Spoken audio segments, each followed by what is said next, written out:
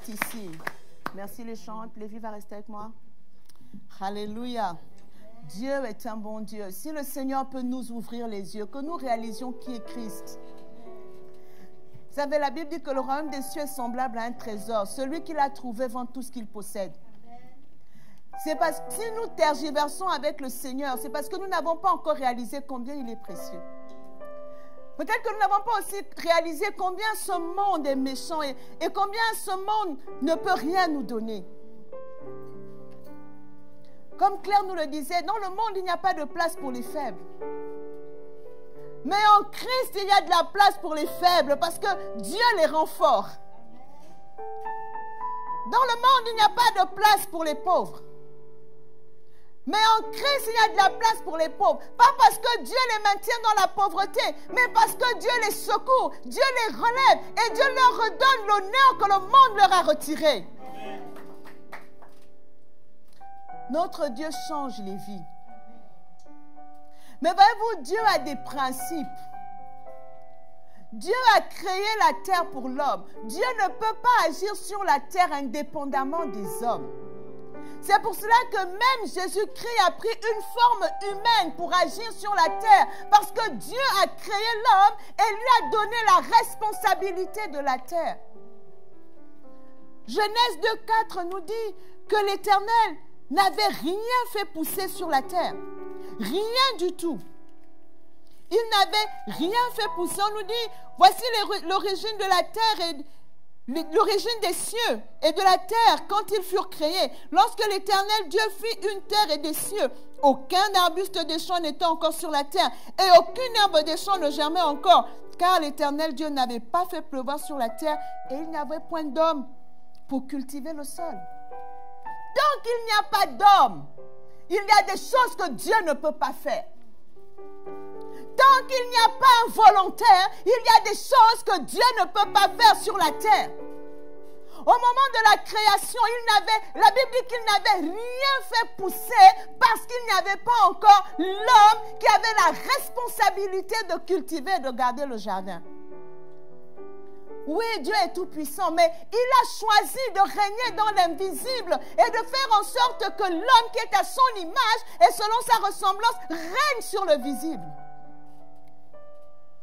Et il y a eu un accident de parcours, il y a eu le péché qui est venu et qui a interféré par rapport à ce que Dieu voulait faire. Mais Christ est venu nous restaurer. Il est venu nous replacer dans le plan parfait de Dieu. Et le plan parfait de Dieu, c'est dans Genèse 1. Il dit, il crée l'homme et la femme et il leur dit, dominez, assujettissez, remplissez la terre. Nous avons la responsabilité de la terre. C'est pour cela que la Bible dit que le péché étant rentré dans le monde, même la nature entière a été soumise à la corruption. Mais la Bible nous dit que la nature même attend la révélation des fils de Dieu parce qu'elle aussi doit être libérée de la corruption à laquelle elle a été soumise. Il y a des choses que Dieu ne fera jamais sur terre s'il n'y a pas d'homme ou de femme pour les faire avec lui. Il ne les fera pas. Le pasteur Cyril nous a parlé d'Exode. Dieu dit à Moïse, j'ai entendu les cris que font pousser les Égyptiens à mon peuple. J'ai vu la misère, mais toi je t'envoie. Dieu n'était-il pas assez puissant pour s'adresser directement à Pharaon? Mais Dieu n'agit pas sur la terre. Il ne change des situations sur terre qu'en passant par toi et moi. Il fallait Moïse. C'est comme ça que Dieu fonctionne. C'est comme ça que Dieu agit. Dieu ne viole pas sa parole. Lorsqu'il a fallu que nous soyons sauvés, la Bible dit que dans le ciel, il y a eu une discussion. Dieu a dit, qui enverrai-je? Qui parlera en mon nom? Jésus s'est porté volontaire. Il a dit, me voici, envoie-moi. Il a dit, je vais aller. Je vais y aller.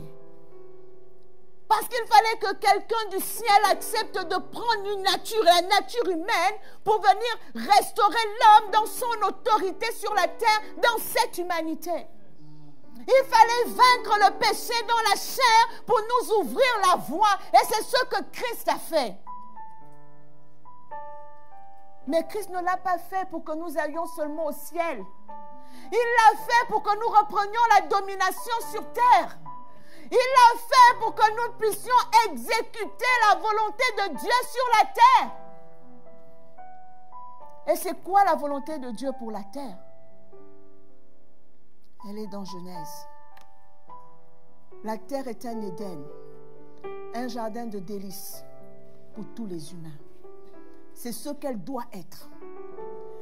Et le diable, par le péché, fait qu'aujourd'hui, la terre est devenue aride, elle est devenue difficile pour tous les humains. Alors, restaurer la volonté de Dieu, c'est faire en sorte que sur cette terre, les hommes aient la vie et la vie en abondance. C'est pour ça que Christ est venu. Il n'est pas venu seulement pour que nous chantions des cantiques à l'église. Il nous a dit, quand vous priez, dites notre Père qui est aux cieux, que ton nom soit sanctifié, que ton règne vienne. Il y a un règne de Dieu qui doit s'établir ici avant que nous ne soyons enlevés. Il a dit que ta volonté soit faite sur la terre comme elle est faite au ciel. Mais de quelle volonté s'agit-il? Oui, Dieu veut que tous les hommes soient sauvés, mais le salut, c'est quoi? C'est quoi le salut?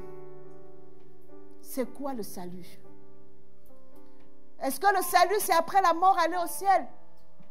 On a chanté la présence de Dieu est mon paradis. Dieu est avec moi ici, il sera avec moi là-bas. L'apôtre Paul a dit, peu importe que je m'en aille, parce que ce soit dans cette vie, ou dans ce corps ou hors de ce corps, j'appartiens à Dieu. Donc je ne vivrai pas avec Dieu autre chose que je ne vis pas ici après ma mort. Parce que je sois ici ou que je sois de l'autre côté, je suis avec lui. Donc pour être avec lui de l'autre côté, tu dois être avec lui ici. Est-ce que tu es avec lui ici? Est-ce que tu es avec lui ici? Pour prétendre être avec lui après, est-ce que tu es d'abord avec lui ici? Parce qu'ici, il a des choses à faire. Ici, il a une volonté à accomplir. Ici, il y a des desseins de Dieu à exécuter. Il y a des desseins de Dieu à exécuter. Il y a un livre que je suis en train de terminer qui va s'intituler « Citoyens de la terre et du ciel ». Parce que les chrétiens nous a trop dit que nous étions d'abord citoyens du ciel avant d'être citoyens de la terre. On prend Colossiens, attachons-nous aux choses d'en haut, là où Christ... Oui, les choses d'en haut, c'est que la volonté de Dieu soit faite sur la terre. Ce n'est pas que tu sois passif sur la terre. Parce que lorsque nous irons de l'autre côté, qu'est-ce qui va nous accompagner? La Bible dit nos œuvres. Lorsque nous serons jugés, la Bible dit ce sont nos œuvres qui vont être éprouvées par le feu. Nos œuvres. La vérité, c'est que lorsque Dieu te choisit, lorsque Dieu t'envoie sur terre, tu es le héros d'un combat. Tu es l'héroïne d'un combat. Tu es le héros. Tu es l'héroïne d'un combat. Et c'est le titre de mon message ce matin.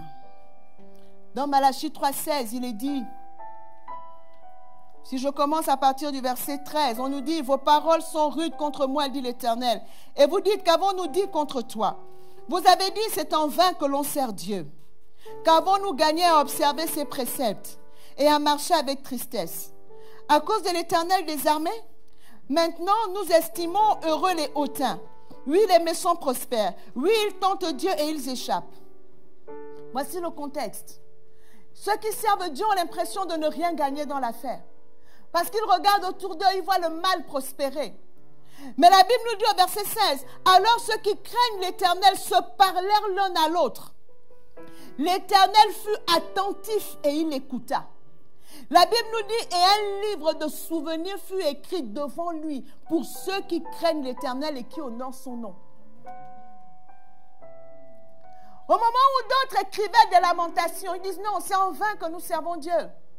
Le monde est tellement méchant, j'ai fait ceci, ça ne marche pas. On a l'impression que c'est en vain qu'on sert Dieu. On a l'impression que nos vies ne s'améliorent pas. Qu'est-ce qui se passe? Au milieu de ça, la Bible dit, ceux qui craignaient l'Éternel se parlèrent l'un à l'autre.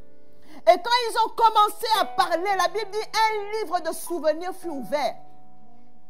Pourquoi Dieu ouvre le livre de souvenirs? Il parlait de quoi? que Dieu a écrit dans ce livre de souvenirs. La Bible dit, pendant qu'ils étaient en train de parler, un livre de souvenirs fut ouvert. Bien-aimé, dans le ciel, il y a un livre de souvenirs dans lequel est écrit tout ce que tu as fait ici. Qu'est-ce qui sera écrit dans ce livre de souvenirs à ton sujet? On écrira que tu as fait quoi? Vous savez, l'héritage qu'on laisse à nos enfants, ce n'est pas seulement les biens matériels. Les biens matériels sont un vain héritage. On voit des gens qui se battent, qui divisent les familles. Dès que le chef de famille meurt, parce qu'on discute les biens. Mais les biens matériels ne sont pas le meilleur des héritages. Bien-aimés, Ésaü et Jacob se sont battus pour avoir la bénédiction. Ils ne se sont pas battus pour avoir les maisons, ils ne se sont pas battus pour avoir les voitures. Ils voulaient juste une parole de la bouche de leur père. Une bénédiction, c'est une parole. Parce qu'ils savaient que cette bénédiction dispose les circonstances pour que tout soit favorable et que tu puisses avoir tout ce que tu veux. Ce ne sont pas les biens matériels que nous laisserons seulement à nos enfants. Nous leur laissons la qualité de notre vie. Nous leur laissons nos amis. Nous leur laissons nos ennemis. Nous leur laissons nos bonnes et nos mauvaises actions. Que personne un jour ne poursuive votre progéniture en disant ce que son père m'avait fait, ce que sa mère m'avait fait. Vous savez, j'ai perdu une tante il y a 2 ans, l'année dernière. Cette année, ça va faire 2 ans. Et cette tante était la petite sœur de mon père. Et cette femme, dans sa maison, toutes les vacances, quand on n'était pas nombreux, on était 15. On allait tous là-bas. Et les neveux de son mari, et nous, ses neveux, on était mélangés là-bas. On aimait rester là. C'est là-bas que j'ai appris à faire le riz rouge pour 15 personnes. Parce qu'on faisait le riz rouge tous les jours. Elle nous faisait faire les tours. Et un jour, cette tante, déjà elle avait épousé un veuf, son mari était veuf et il avait 5 enfants de sa première femme qui était décédée. Et quand elle est décédée, leur dernier enfant avait moins de 2 ans. Et quand ma tante est arrivée dans ce mariage, jusqu'à sa mort, personne ne savait que ses enfants n'étaient pas les siens.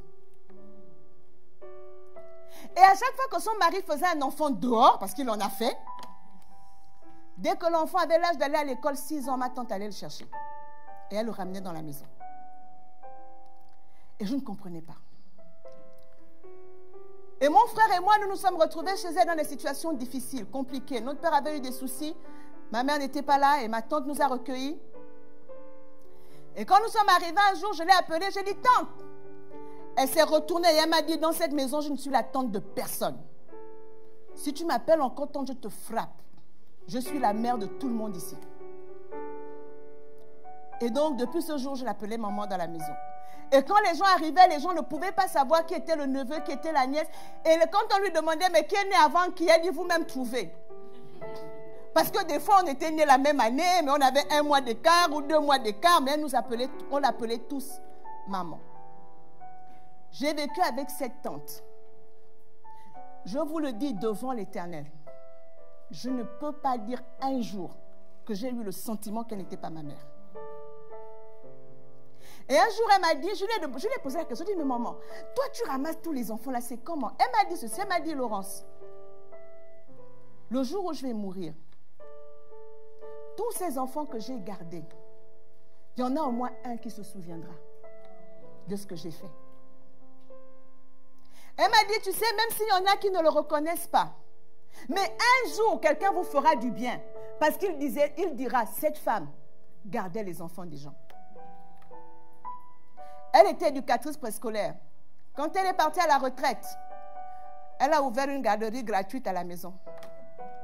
Elle gardait les enfants de toutes les voisines qui avaient fait des enfants, qui allaient encore à l'école. Elle leur gardait les enfants gratuitement pour que les filles là puissent aller à l'école. Et elle me disait, ne fais jamais de mal à un enfant. jamais. Recueille tous les enfants que tu peux recueillir. Parce qu'on te fera, quand tu vas mourir, de quoi va-t-on se souvenir? Elle dit, moi je veux qu'on se souvienne que je gardais les enfants de tout le monde. Et quand ma tante est partie, tout le quartier était debout. Tous les enfants étaient là. Et c'est le témoignage que tout le monde gardait. Que tout le monde a gardé de cette femme. Et je me rappelle le jour où un de ses fils, c'est d'ailleurs le dernier qu'il a vu avant qu'elle ne décède, c'était un enfant que son mari avait fait et qu'elle avait pris. Et un jour, mon frère a perdu sa mère, donc sa mère naturelle. C'était la catastrophe. Maman nous a tous appelés. Votre frère a perdu sa mère. Vous devez être là. Toi, tu es où? On est tous venus. J'étais déjà mariée. On est tous venus. On devait tous aller assister notre frère. Et quand j'arrive au lieu du deuil, je trouve maman, le pagne là. Ça veut dire qu'on avait l'impression que c'était sa sœur à elle qui était morte. Mais c'était la mère de son fils. Et quand je l'ai regardée, elle dit, mais c'est quoi? Mon fils a perdu sa mère, vous voulez que je fasse quoi? Elle l'a accompagné jusqu'à l'enterrement, jusque sur la tombe de sa mère, elle était là, elle lui tenait la main. Elle dit, c'est mon enfant, il a perdu sa mère. Et le jour où elle est morte, c'est ce fils-là qu'il a vu la dernière fois. Parce qu'il avait l'habitude, quoique marié, de venir passer tous les dimanches chez sa mère. Il passait tous les dimanches là.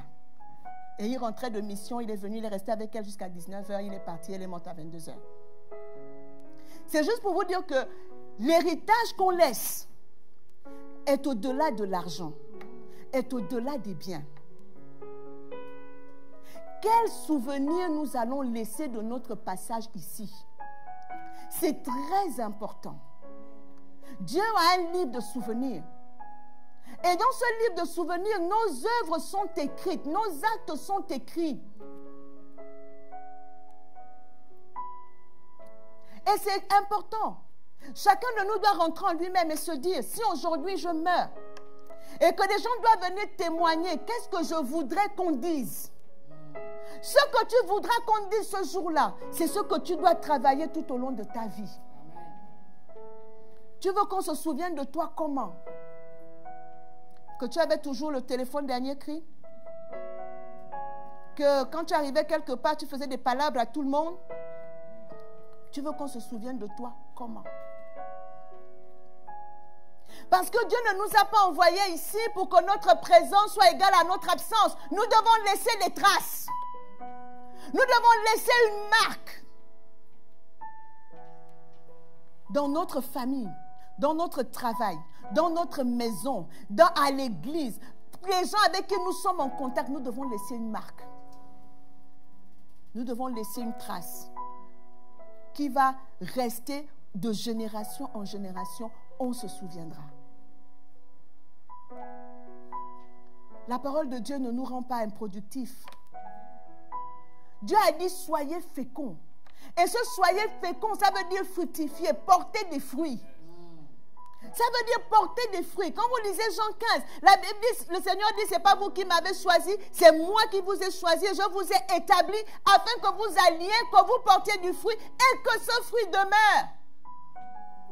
Il dit, afin que ce que vous demanderez au Père en mon nom, il vous le donne. Même l'exaucement à nos prières est conditionné par le fruit que nous portons.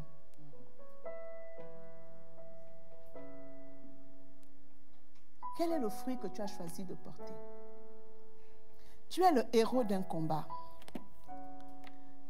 La Bible nous raconte l'histoire de David et Goliath. On trouve cette histoire dans 1 Samuel. Il y a 50 versets dans ce passage, dans tout le chapitre. On ne va peut-être pas tous les lire, mais je vais nous raconter l'histoire. On nous dit que les Philistins se sont réunis pour aller faire la guerre à Israël.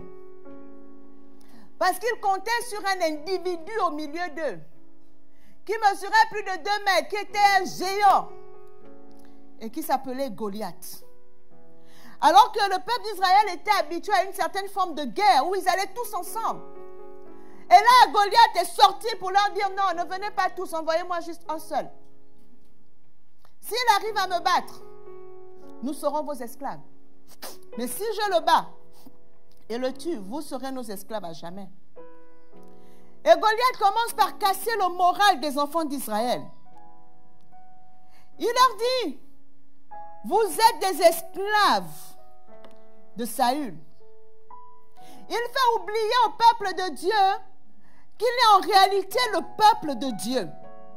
Et que Dieu jusqu'ici leur a donné la victoire sur tous leurs ennemis. Il leur dit, vous n'êtes que des esclaves de Saül.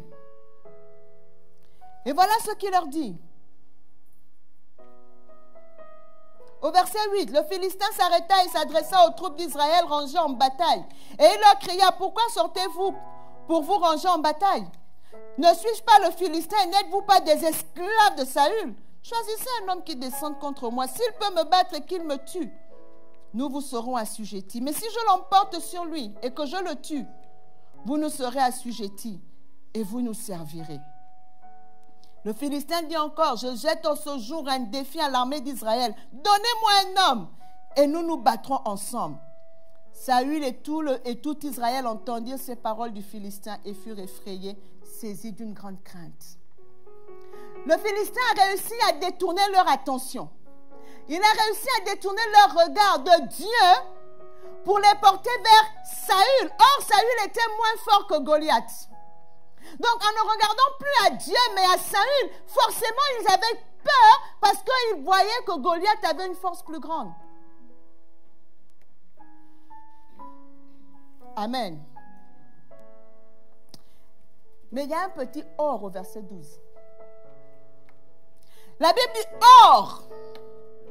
Ce petit mot va changer la situation. La Bible dit or, David était fils de cet Éphratien de Bethléem de Juda, nommé Isaïe, qui avait 8 fils et qui du temps de Saül était vieux, avancé en âge. Les 3 fils aînés d'Isaïe avaient suivi Saül à la guerre.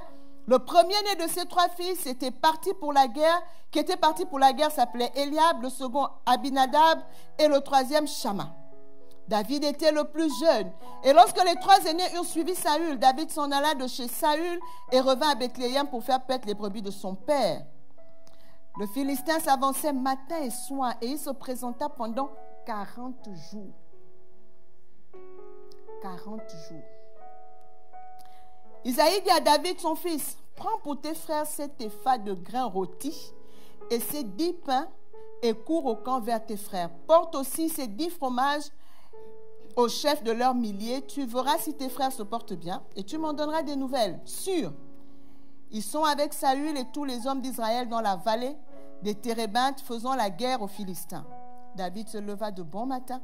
Il laissa les brebis à un gardien, prit sa charge et partit comme Isaïe le lui avait ordonné. Lorsqu'il arriva au camp, l'armée était en marche pour se ranger en bataille et poussait des cris de guerre. Israël et les Philistins se formèrent en bataille, armée contre armée. David remit les objets qu'il portait entre les mains du gardien des bagages et courut vers les rangs de l'armée. Aussitôt arrivé, il demanda à ses frères comment ils se portaient. Tandis qu'il parlait avec eux, voici le Philistin de Gath, nommé Goliath, s'avança entre les 2 armées, hors des rangs des Philistins. Il tint les mêmes discours que précédemment et David les entendit.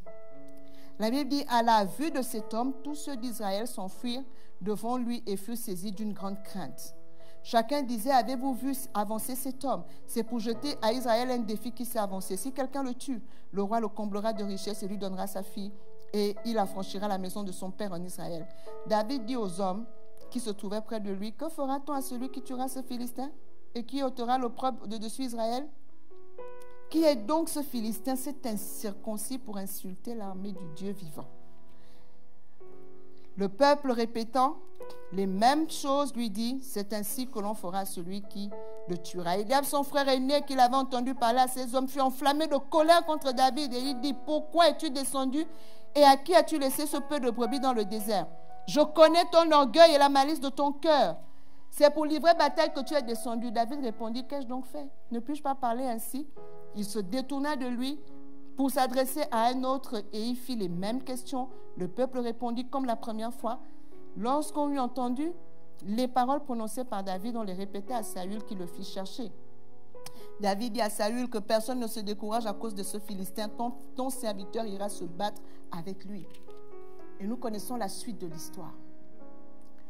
Bien-aimés, le monde entier se souvient de David par rapport à Goliath. C'est ce combat qui a révélé au monde qui est David. C'est le combat là contre Goliath qui a fait de David le héros qu'il est devenu. Tout le reste est venu après. Bien-aimé, c'est le combat qui révèle le héros. Ça veut dire, je vais le dire autrement, les héros se révèlent au combat. On ne fabrique pas des héros en dehors d'un combat. Et chaque combat révèle ses héros. Chaque combat révèle ses héros. Regardez dans le monde entier, regardez l'histoire du monde. Ce sont les combats qui révèlent les héros. Il a fallu qu'il y ait la ségrégation raciale aux États-Unis pour qu'on connaisse Rosa Parks. Mais Rosa Parks, dans ce combat, c'est elle qui l'a initié. Cette petite femme qui a décidé de s'asseoir dans le bus alors que cela était interdit aux Noirs. Elle n'avait pas calculé qu'elle serait une héroïne. David n'avait pas calculé, c'est son père qui l'a envoyé. On pourrait même dire que David arrive dans cette histoire par hasard. Ce n'est pas son combat. Il n'est pas militaire. Il n'est pas formé. Il sort d'où? Il est berger, il garde les brebis. Et puis il arrive là pour donner à manger à ses frères. Et il tombe sur une situation. David dit, la situation là, c'est pour moi. Il y a toujours des grands frères pour te décourager. Tu veux dire quoi? Depuis que la situation est là, ça n'a pas changé. Bien aimé, ça faisait 40 jours. Pendant 40 jours, la Bible dit Israël sortait, il se rangeait, il poussait des cris de guerre. Quand Goliath sortait, il fuyait. 40 jours.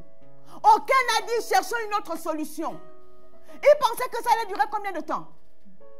40 jours.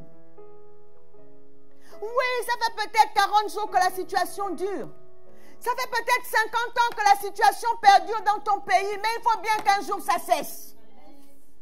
L'esclavage d'Israël a duré 430 ans en Égypte. Oui, il fallait que ça cesse à un moment donné. 430 ans, c'est combien de générations? Ils avaient une mentalité d'esclaves de génération en génération depuis 430 ans. Mais il y a toujours un moment où Dieu dit c'est fini.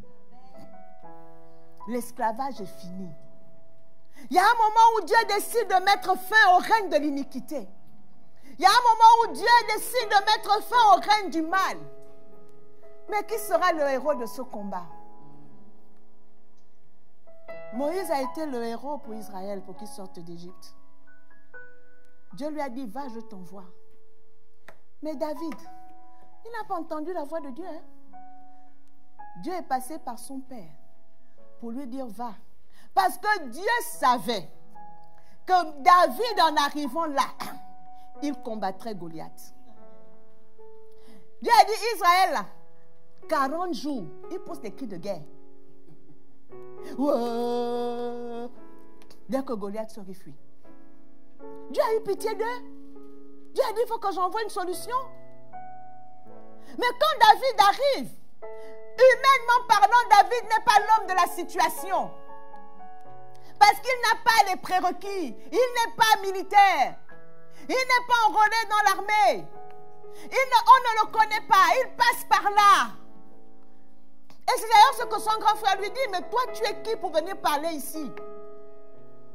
Depuis 40 jours, nous, les guerriers formés, on a nos armes, nos cuirasses, nos épées, nos lances, nos javelots. On n'arrive pas à vaincre cet homme. Toi, tu es qui pour venir dire que tu vas y arriver?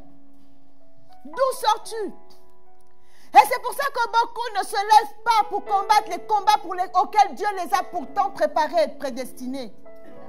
Parce qu'ils écoutent les alentours. Parce qu'on leur dit, tu ne pourras pas. Parce qu'on leur dit, ça a toujours été comme ça, ce n'est pas toi qui vas le changer. C'est toujours comme ça dans cette église. Les choses n'ont jamais avancé. Oui, mais toi, tu es le David que Dieu envoie. Dieu envoie toujours un David. Tu es le héros d'un combat. Tu es l'héroïne d'un combat. Mais tu dois le trouver. Il y a des situations quand tu rentres plus profond de toi-même, tu sais que tu dois faire quelque chose. Mais tu étouffes cette voix. Tu étouffes cette voix au fond de toi. Tu étouffes cette conviction parce que tu vois le prix à payer. Parce que tu sens que ça va être dur. Parce que tu sens que ça ne va pas être facile. Mais si c'est Dieu qui t'a mis ça dans le cœur, il te portera. Et avec les âmes qui sont les tiennes, tu arriveras à bout de cet ennemi. Tu arriveras à bout de Goliath. On a voulu mettre à David les vêtements de Saül, l'armure de Saül. Il a dit non. Moi, j'ai mon armure que Dieu m'a préfabriquée. C'est ma fronde et mes pierres. Les gens veulent fabriquer des héros en dehors des combats. C'est ce qui se passe dans certains pays africains. On voit quelqu'un qui apparaît sur la scène publique parce qu'on lui a donné un poste, il veut maintenant poser des actes. Ce n'est pas sincère. Dans les pays des autres, ce qui t'amène à la lumière, c'est le combat que tu as mené. Tu t'es battu pourquoi? Vous voyez des gens en responsabilité, vous ne pouvez pas dire ce pourquoi ils se battent. Obama est devenu président, tout le monde savait qu'il se battait pour que tous les Américains aient une assurance maladie. Toi, tu viens, tu te bats pourquoi? Il y a des gens qui ne se sont jamais battus pour rien, ni pour l'éducation, ni pour la santé. Rien, même pas pour leurs voisins, mais ils veulent être président. C'est un problème que nous avons. Et on voit ça même à l'échelle de l'Église. Des gens veulent des responsabilités sans jamais payer aucun prix. Même l'assiduité aux réunions, tu n'es pas. La dîme, là, tu ne payes pas. Les offrandes, tu ne payes pas. Mais tu t'attends à avoir des responsabilités en vertu de quoi? La Bible dit, si on est fidèle dans les petites choses, Dieu nous confie les grandes. David n'est pas venu combattre Goliath avant d'avoir vaincu l'ours et le lion. Il le dira dans la suite à Saül. Quand Saül lui dit, mais toi tu peux faire quoi dans cette histoire? Il lui demande, qu'est-ce que tu peux faire? David lui dit, non, attends. Moi j'ai un palmarès. Saül dit à David, tu ne peux pas aller te battre avec ce Philistin car tu es un enfant. Et il est un homme de guerre dès sa jeunesse. David dit à Saül, verset 34, ton serviteur faisait paître les brebis de son père. Et quand un lion ou un ours venait en enlever une du troupeau, je courais après lui, je le frappais et j'arrachais la brebis de sa gueule. S'il se dressait contre moi, je le saisissais par la gorge, je le frappais et je le tuais. C'est ainsi que ton serviteur a terrassé le lion et l'ours, et il en sera du Philistin, de cet incirconcis, comme de l'un d'eux. Car il a insulté l'armée du Dieu vivant. David ne se bat même pas pour lui. Parce que David connaît Dieu. Alors que les autres regardaient à Saül, David, lui, il regardait à Dieu. Il dit, ce gars-là est venu insulter l'armée de Dieu. Or, ce Dieu, je connais sa puissance. Je connais sa puissance. Si Dieu m'a donné la force pour vaincre le lion et l'ours, pour arracher un mouton, pour arracher une brebis, il me donnera la force pour vaincre cet incirconcis qui insulte le peuple de Dieu. Parce que le peuple de Dieu a plus de valeur que la brebis pour laquelle Dieu m'a donné la force pour vaincre le lion et l'ours. C'est ça le raisonnement de David. Il a les yeux sur le Seigneur. Il a les yeux sur Dieu. Il a les yeux sur ce que Dieu veut faire. Alors il ne regarde pas à qui il est. Il ne regarde pas à sa jeunesse. Il ne regarde pas à son incompétence. Il ne regarde pas. Il dit, si c'est Dieu là qui m'a soutenu jusque-là, je vais finir avec cet homme. Et parce que c'est d'abord une question de comment on pense. David et Goliath vont d'abord livrer un combat de paroles. Parce qu'il fallait que David enlève dans la tête du peuple d'Israël les mauvaises paroles que Saül avait prononcées. Il leur avait dit, vous êtes esclaves, que Goliath avait prononcé. Il leur avait dit, vous êtes esclaves de Saül. Et quand David vient, David lui dit, non. Tu viens devant moi avec la harpe, la lance et le javelot. Mais moi, je viens au nom de l'Éternel des armées que tu as insulté. David lui dit, non. Ce n'est pas le peuple que tu vois là à qui tu t'es adressé. C'est au Dieu de ce peuple-là. Et c'est ce Dieu-là qui va t'humilier. Je vais te tuer. pas avec les mêmes armes que toi. Et Dieu te montrera qu'il est beaucoup plus puissant que toi. Parce que je vais te tuer avec une arme beaucoup plus faible. Et il a vaincu Goliath. Pendant 40 jours, Dieu n'a pas fait le miracle. Dieu n'a pas envoyé un ange pour venir tuer Goliath. Trop de chrétiens prient pour que Dieu envoie des anges agir sur terre. Seigneur, envoie tes anges. Seigneur, envoie tes anges. Regarde la situation de mon pays. Seigneur, envoie tes anges. Les anges n'agiront pas sur la terre. Ce n'est pas leur domaine d'action. Leur domaine d'action, c'est dans les lieux célestes. Dans les lieux terrestres là, les acteurs, c'est toi, c'est moi. Dieu nous donne la force, Dieu nous donne l'intelligence, Dieu nous donne la capacité, il nous donne sa toute puissance pour agir ici. Et changer les circonstances. Et changer les temps. Au milieu de notre génération. Et pour les générations futures. Il ne faut pas fuir. Il ne faut pas fuir. Si tu fuis, tu seras sauvé comme au travers du feu. C'est ce qu'un Corinthiens 3 nous dit. Que le jour du jugement, nos œuvres vont être passées par le feu. Les œuvres qui vont subsister, celles qui auront été faites avec la pierre, les œuvres solides, celles qui seront en pierre, en diamant, en pierre précieuse, nous dit la Bible, celles-là vont traverser le feu. Les œuvres là, éphémères là, qui sont faites avec le foin, la Bible dit ça va brûler, tu vas être sauvé, mais comme au travers du feu, donc tu n'auras pas de récompense dans le ciel. C'est ce que Dieu dit. Donc si tu attends passivement d'aller au ciel, tu iras peut-être, mais tu n'auras pas de récompense. Tu n'auras aucune gloire. Et vous savez, lisez la Bible, hein? Quand les gens agissaient mal, Dieu disait, ton souvenir sera effacé de sous le soleil. C'est une expression qui est dans la Bible. Dieu dit, les méchants, leur souvenir sera effacé de sous le soleil. Il y a des gens qui ont fait tellement de mal que leur descendance a même du mal à porter leur nom. Va en Allemagne et puis tu t'appelles Hitler. Tu vas te cacher. Il y a des gens dont les enfants vont enlever les noms. Ils vont enlever leurs noms parce que leurs noms sont souillés par le mal qu'ils ont fait sur la terre. Mais notre descendance doit être fière de porter notre nom. Il y aura toujours des calomniateurs, il y aura toujours la diffamation. Jésus-Christ est Dieu, qu'est-ce qu'on ne raconte pas sur lui? Ce n'est pas de ça dont je parle. Mais quand on se tient dans la vérité, Dieu nous justifie même au milieu de la calomnie. Il y a toujours quelqu'un qui va dire non, ce que vous dites là, ce n'est pas vraiment la vérité. Parce que vraiment, moi, je vois comme ça. Dieu vous justifiera toujours. Donc notre problème, ce n'est pas tant ce que les gens disent, mais c'est la véracité de nos actions. C'est l'état de notre cœur quand on agit. C'est ce que Dieu regarde. Tu es le héros d'un combat. Ne fuis pas. Il y a une situation dans ta famille qui doit être réglée. Si Dieu t'a montré ça clair, ne prie pas en disant Seigneur, envoie quelqu'un pour régler. Tu es là. Oui, oui. Il y en a qui sont spéciaux. Non, non, non, mais vraiment dans l'église, il y a tel problème, tel problème, tel problème. Mais si tu as vu le problème, tu as la solution. Tu attends qui? Tu attends qui? Seigneur, il manque les ouvriers. Oui, tu as dit, Seigneur, je prie pour que tu envoies les ouvriers dans ta moisson. Mais toi-même, tu es déjà ouvrier à quel niveau? Parce que si tu n'es pas ouvrier, dis envoie-moi. Seigneur, me voici. Il y a un besoin d'ouvrier là. Je suis l'ouvrier numéro 1. Mais tu pries pour que ce soit quelqu'un qui vient du dehors, qui va arriver à l'église, qui sera nouveau converti, nouveau membre de l'église, c'est lui qui va faire. Après qu'on va le responsabiliser, tu vas dire oui, les gens qui sont arrivés hier, c'est maintenant qu'ils sont responsables à l'église. Nous, on est là depuis. Tu es là depuis, tu faisais quoi? Tu faisais quoi?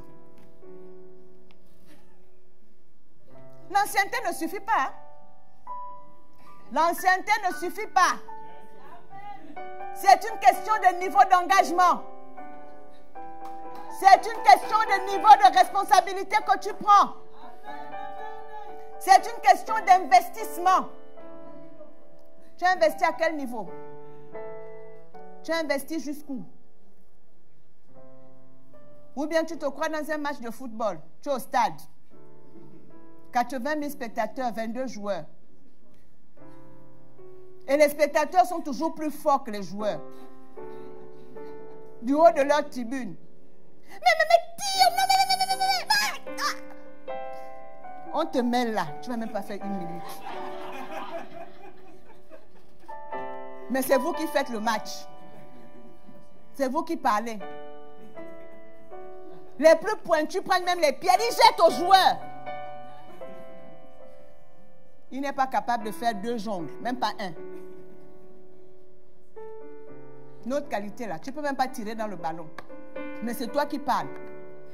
Il fallait. Malheureusement, il y en a qui sont comme ça dans l'église. Ils jouent les spectateurs du match qui se joue.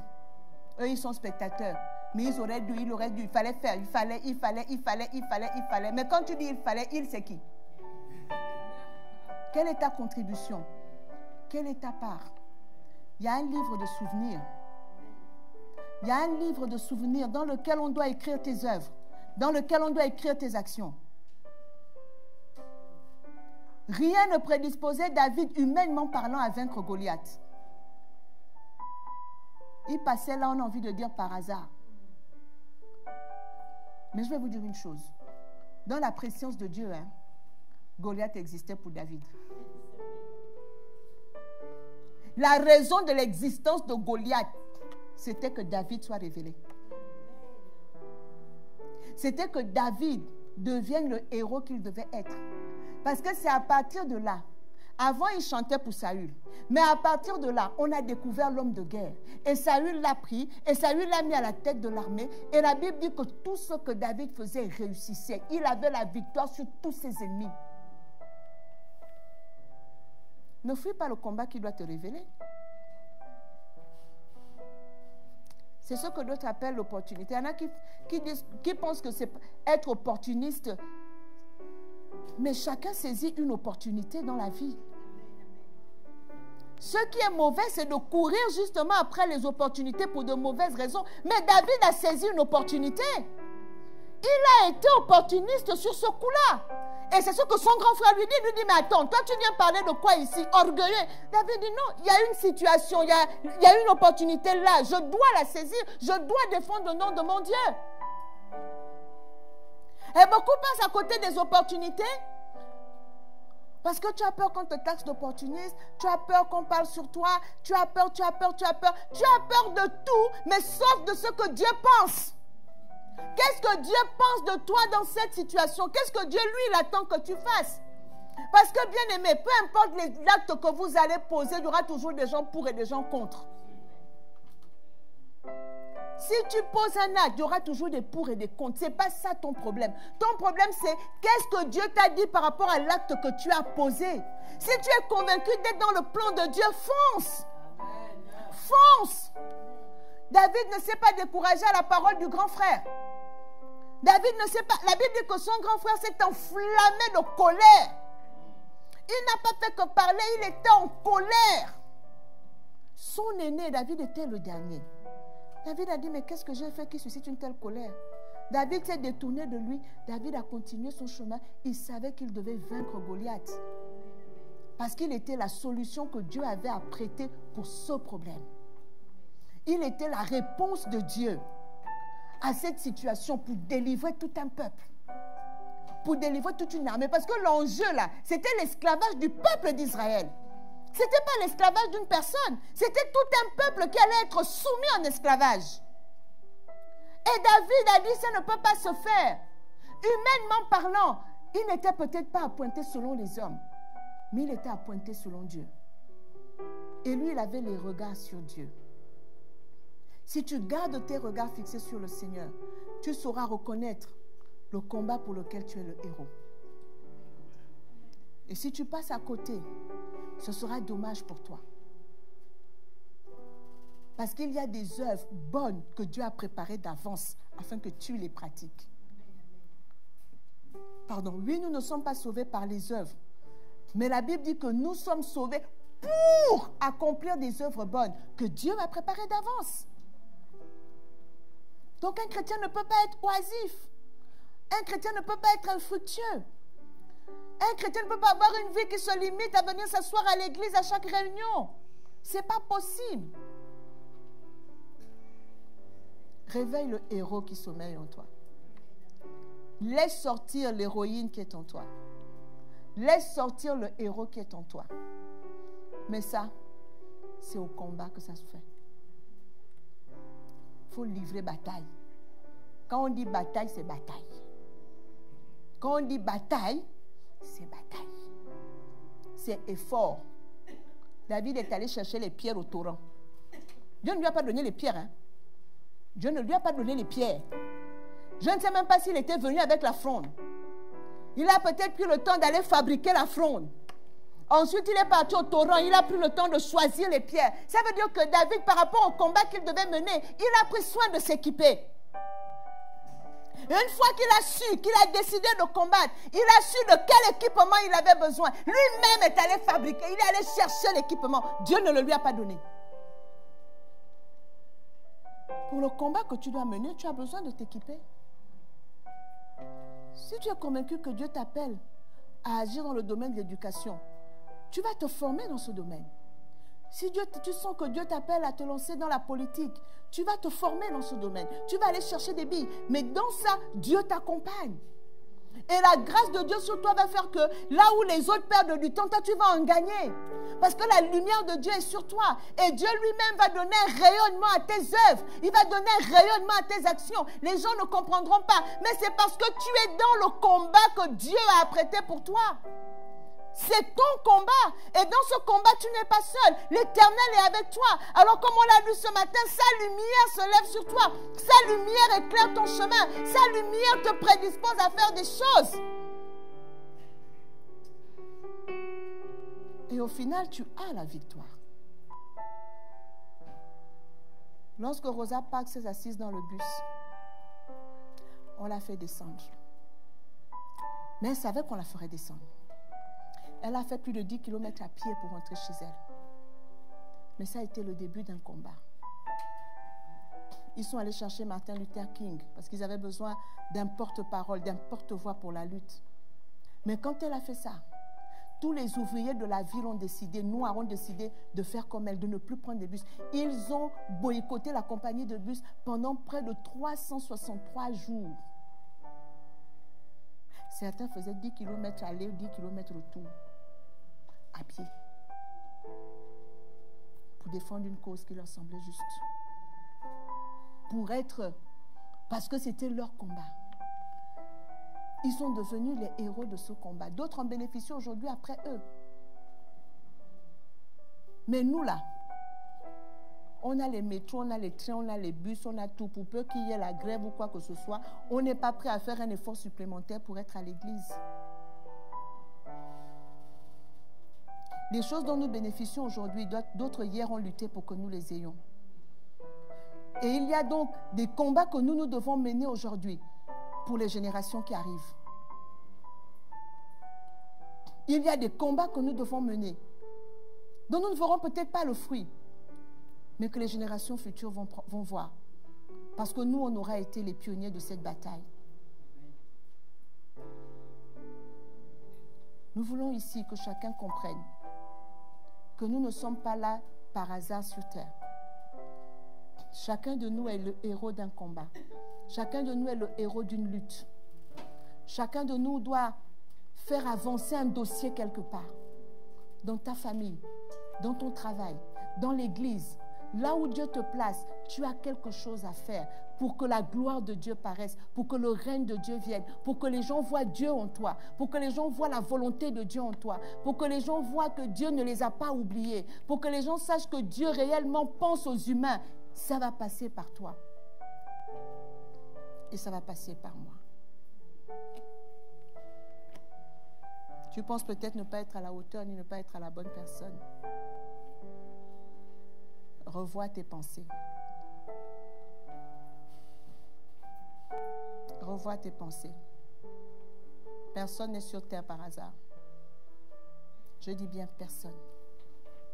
Peu importe la manière dont tu es venu sur terre, même si tes parents t'ont dit que tu étais un accident, il n'y a pas d'accident avec Dieu. Avant que tu ne sois conçu dans le sein de ta mère, Dieu te connaissait.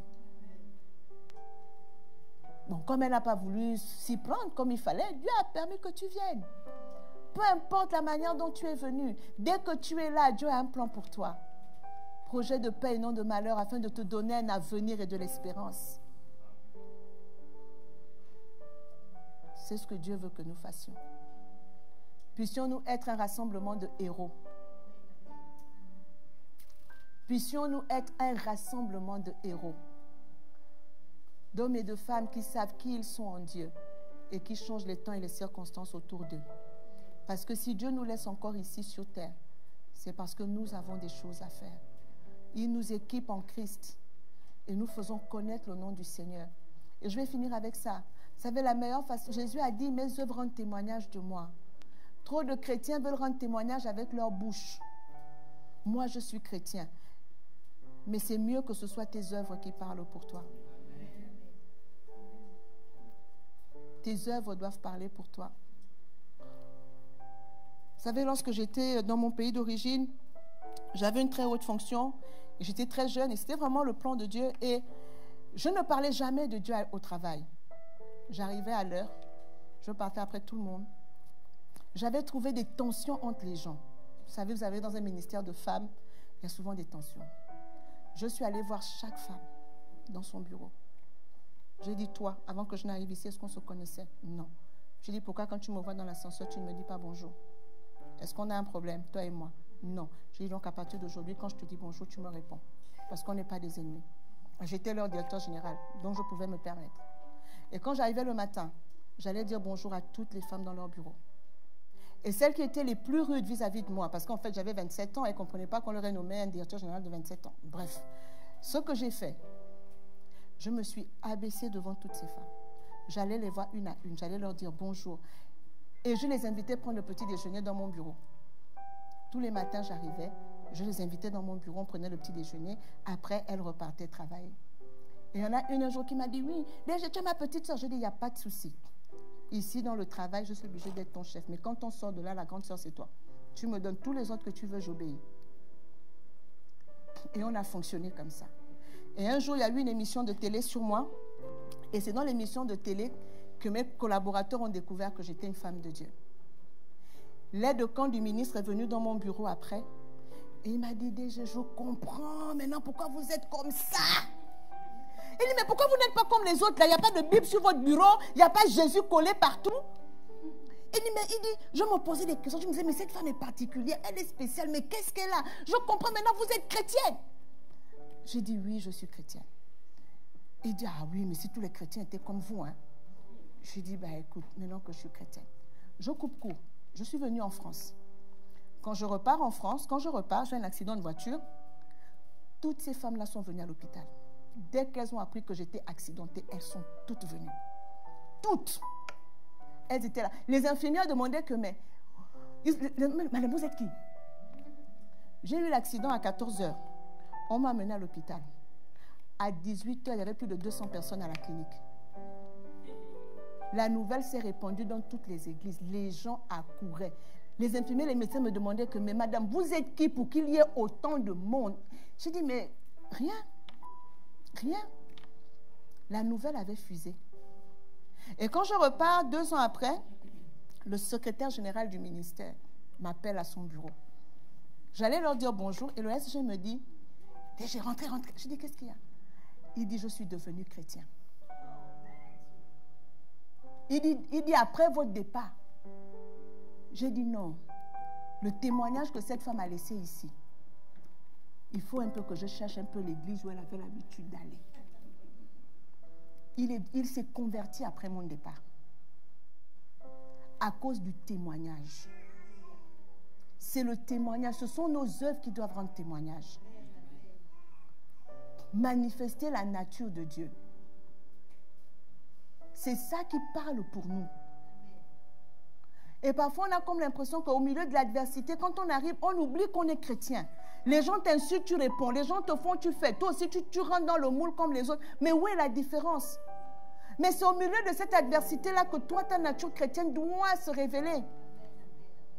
C'est là que ta différence doit se voir. C'est là que tu dois... C'est un combat dont tu dois être le héros ou l'héroïne. Parce que c'est là que les gens vont rester. C'est ça qui va rester. Et je vous fais ce témoignage. Le but n'est pas de me mettre en avant, mais c'est juste de vous dire que c'est possible de le faire. C'est possible de le faire. Il y a aussi des combats que je n'ai pas gagnés. Mais je suis rentrée en moi-même. Je dis, Seigneur, pourquoi je n'ai pas gagné ce combat? Parce que la volonté de Dieu est que là où il nous place, nous soyons justement cette lumière. Mais la lumière brille au milieu des ténèbres. La lumière ne brille pas au milieu de la lumière. Donc pour que tu sois lumière, les ténèbres vont t'environner. Les difficultés vont t'environner. La haine va t'environner. Mais c'est au milieu de la haine que tu dois, toi, témoigner l'amour pour montrer que tu es enfant de Dieu. C'est au milieu de l'adversité, c'est au milieu de la calomnie que tu dois montrer que tu ne calomnies pas. Quand les collègues se mettent ensemble pour calomnier un autre collègue, tu fermes ta bouche. Ou tu pars de là. Ou tu leur dis non, moi, c'est pas normal de faire ça. C'est là que tu dois montrer ta différence. Quand les autres veulent calomnier le patron, veulent lui mettre les bâtons dans les roues, toi tu dis non. Tu affiches un autre comportement. C'est là qu'on voit que oui, voici un enfant de Dieu. Et ça parle plus fort que tous les alléluia et les amen que l'on peut prononcer à tout bout de champ. Et parfois même il y a des comptes témoignages. Des gens disent tellement amen, alléluia que leur vie est tellement contraire à la parole que les gens se ferment à l'évangile au lieu de s'ouvrir à l'évangile. Le Seigneur fait de nous des héros. Nous devons triompher de toute forme d'adversité. Et nous en sommes capables par l'Esprit de Dieu qui agit en nous. Prions le Seigneur.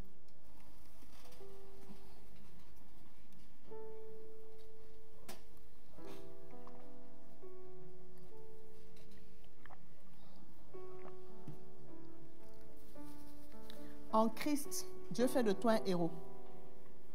Dieu fait de toi une héroïne. Chacun à son niveau. Héros ne veut pas forcément dire que tu auras tous les projecteurs sur toi. Héros veut dire qu'il y a des combats pour lesquels Dieu te donne la victoire. Des combats de ta vie de tous les jours, sur lesquels Dieu te positionne en tant que héros. Dieu lui-même nous dit dans Sophonie, l'Éternel ton Dieu est au milieu de toi comme un héros qui sauve. Et Dieu fait de nous des héros. Ne te néglige pas. Ne te néglige pas. Ne te néglige pas. Ne dis pas je suis un enfant. Ne dis pas je n'ai pas tel diplôme. Ne dis pas je n'ai pas fait ceci. Ce que Dieu met au fond de ton cœur. La Bible dit ceux qui se confient en l'Éternel trouvent dans leur cœur des chemins tout tracés. N'attends pas la révélation. Il y en a qui attendent que ce soit le prophète qui vienne leur dire ainsi parle l'Éternel. Non. Si tu rentres plus profond de toi, la Bible dit ceux qui mettent leur confiance en l'Éternel trouvent dans leur cœur des chemins tout tracés. Tu sais au fond de ton cœur le chemin que tu dois prendre. Il est au fond de ton cœur le combat que tu dois mener. Tu le sais. Tu as étouffé la voix. Tu as entendu les voix des grands frères qui te disaient tu n'es pas capable. Qui te disaient pourquoi tu veux t'attaquer à ce problème. Tu es qui? D'autres avant toi n'ont pas pu. 40 jours Israël était devant Goliath avec leur armée. Ils ne pouvaient pas. Le petit David est passé par là. Mais c'était lui la solution. La Bible ne dit-elle pas que Dieu choisit les choses viles pour confondre les fortes? Dieu aime utiliser les gens qui sortent de nulle part. David sortait de nulle part. Et c'est comme ça quand Dieu te révèle. Les gens vont dire tu sors de nulle part. Non, tu sors du moule de Dieu. Dieu, lui, il a pris le temps de te façonner. David ne sortait pas de nulle part. Dieu l'avait façonné dans le combat contre l'ours, dans le combat contre le lion, dans le désert, là où personne ne pouvait voir. Mais Dieu l'avait déjà préparé. Et le moment venu, Dieu a disposé le combat avec Goliath pour que David soit révélé. C'est comme ça que Dieu fonctionne. Tout ce que tu as acquis dans le lieu secret, il y a un moment où Dieu doit te révéler. Tu dois le partager avec d'autres. Tu dois l'emmener à la lumière. Dieu doit l'emmener à la lumière. Dieu ne t'équipe pas pour rien. Dieu ne t'instruit pas pour rien. Tu dois bénir les autres. Tu dois faire du bien aux autres. Tu dois être révélé aux autres. Parce que rien que ta vie est un témoignage qui va encourager quelqu'un. qui va montrer à quelqu'un que oui, c'est possible. Tu ne resteras pas caché toute ta vie. Saisis le moment où Dieu veut te révéler. Saisis le moment où Dieu met ses projecteurs sur toi. Saisis le moment où Dieu choisit que maintenant c'est ton heure. C'était l'heure de David. Et je crois aussi qu'il y a une heure pour chacun de nous. Et si nous sommes attentifs à ces choses, nous saurons saisir le bon moment. Éternel mon Dieu, je prie pour chacun de tes enfants ce matin. Si Dieu t'a dit quelque chose, parle-lui. Je ne sais pas ce que Dieu t'a dit ce matin. Je ne sais pas ce que tu as entendu. Mais quand Dieu parle, il y a une onction suffisante pour te rendre capable d'accomplir ces choses ici ce matin. Il y a une faveur de Dieu qui est là. Pour que si tu dis, Seigneur, oui, je suis conscient, je suis prêt, je veux y aller. Il y a une onction là ce soir, ce matin pour te conduire, pour te remplir et pour te rendre capable. Le combat sera toujours plus grand que toi. C'est pour ça que tu as besoin de Dieu. Goliath sera toujours plus grand que toi. Goliath aura toujours l'air d'être plus fort que toi. C'est pour ça que tu as besoin que Dieu te porte. Et Dieu te portera. Donc ne regarde pas la taille de Goliath. Ne regarde pas la taille de la situation. Regarde à celui qui sauve et qui délivre. Regarde à celui qui libère. Regarde à celui qui fortifie. Et il te dit qu'il est ton Dieu. Il te dit qu'il est avec toi. Il t'a choisi avant que tu ne sois formé dans le sein de ta mère. Il t'a prédisposé. Il t'a équipé. Il t'a oint. Alors vas-y. Vas-y avec la force que Dieu te donne. Seigneur, que la gloire te revienne ce matin. Nous voulons accomplir tes œuvres. Nous voulons vraiment être des instruments entre tes mains. Nous voulons être les héros de nos combats. Nous ne voulons pas nous défiler. Nous ne voulons pas nous cacher, Seigneur. Pendant longtemps, nous nous sommes cachés. Pendant longtemps, on a fait taire cette voix au-dedans de nous. Peut-être parce qu'on a vu que le combat était trop grand. Mais rien n'est trop grand pour toi. Si David a vaincu Goliath par la force que tu lui as donnée, qui peut nous résister? Qui peut, Seigneur, tenir devant nous? Si Dieu est pour nous, qui sera contre nous? Si Dieu est avec moi, qui me vaincra? Dieu est l'Éternel, le Dieu Tout-Puissant. Alléluia. Seigneur, la gloire est à toi. Merci Seigneur. Merci Jésus. Alléluia. Amen. Que le Seigneur soit glorifié.